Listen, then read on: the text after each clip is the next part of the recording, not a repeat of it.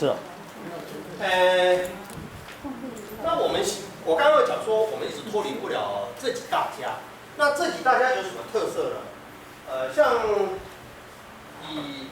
我们要写的，它的红色的位置哈，欧阳询来讲哈，几个比较书写的现在的主流，像欧阳询来讲它比较硬一点，但是它比较规则、比较规准化的字体。那它的规准化是建立在什么？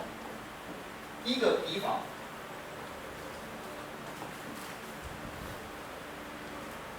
欧阳询的笔法，每一个笔画几乎都是有一个规则性在。这个规则性牵涉到什么？牵涉到每一笔画画下去，起笔跟收笔及行笔，它几乎都是一致线的。所以有的人说看那个字体这么硬，可是我告诉你，好像学比较好学。你只要依照它的规准，从起笔开始，很均整的把它写过去，再收笔的时候很规则化的把它收笔就可以了。所以刚开始初学很方便，因为它有规准。再来，它的结构来讲，这是笔法。它的结构呢，就可以这样讲。还是黑的比较清楚。不好意思。好，它的笔法呢有规准，起笔、收笔，还有行笔呢，都比较有它的固定方式，懂吗？那结构呢，它也必然的会造成了一个现象，就是所谓的什么规准，或者是所谓的规则性。那它号称楷书的基则。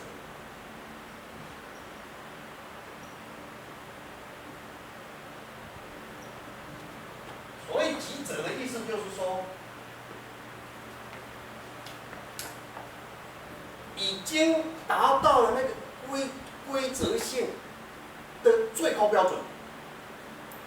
换句话说，已经没有比它能够把那个架构写得最完整的。当然，如果站在书体多元化或者艺术化的立场是不可以这样讲，因为我写歪了，但是我自成一体，算不算书法？也算。有的人你看跑到明清了以后，明朝、清朝以后，那种行草书、那种楷书的写法，已经完全颠覆了以前的写法。虽然像我刚刚讲的，就是它完全都是没办法脱离到唐朝的楷书，可是它把某一个特点、某一个特色发展都变成了它的特色了以后，变成它固有的自己风格以后，当然也是部分的脱离，也算是它的特色。可是呢，欧阳询究竟在整个历史上的发展，变成一个楷书的基则。你说明朝不是有所谓的馆阁题吗？什么叫馆阁题？明朝是不是用来考科举？有没有？明朝开始有科举。那科举呢，你要写毛笔，要写文章，要写八股，对不对？要写八股文哦。你文章写得好就可以当官，文章写不好，你再聪明都不好。所以呢，考进士、考举人、考秀才，如果你毛笔写不好，你文章会写得好吗？你毛笔就写不来了，对不对？它都是毛笔嘛，毛笔都写不来，文章怎么写得来？那个思路会受影响。对，你字写不好，是不是整个思路会受影响？所以一般的读书人，或者是所谓的当官的那些人，通通都要毛笔写的，然后呢，才会写文章写得好。写完以后，他们那种字慢慢就是朝向这种规准化进行。老师，楷书是没有简体的正楷的。简体楷书就是楷书正楷嘛。正字都没有什么像这种这样。这是隶书，就是正常化的那种笔画，对不对？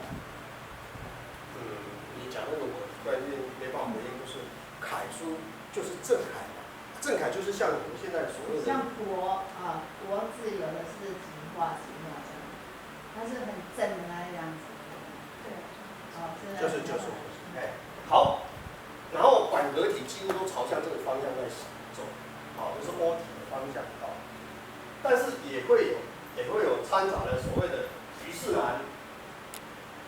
还有褚遂良，还有薛记的写法。但是最重要的就是楷书的结构差不多定型，欧阳询啊。然后欧阳询之外呢，褚遂良呢改变了欧阳询的一些写法啊。褚遂良，他每一个字虽然还是摆得正正的，可是呢，他在笔法上突然间改变了很多笔法。那他的笔法是怎么改变呢？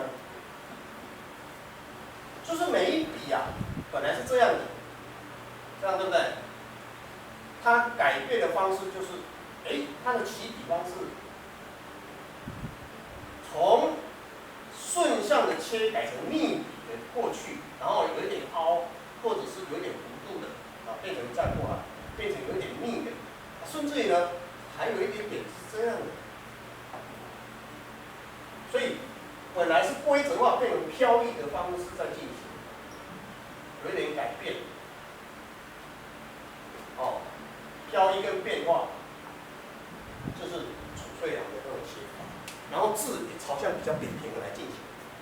欧阳询比较方，有的甚至也比较长。可是呢，在褚遂良呢比较扁平化，甚至也横向发展。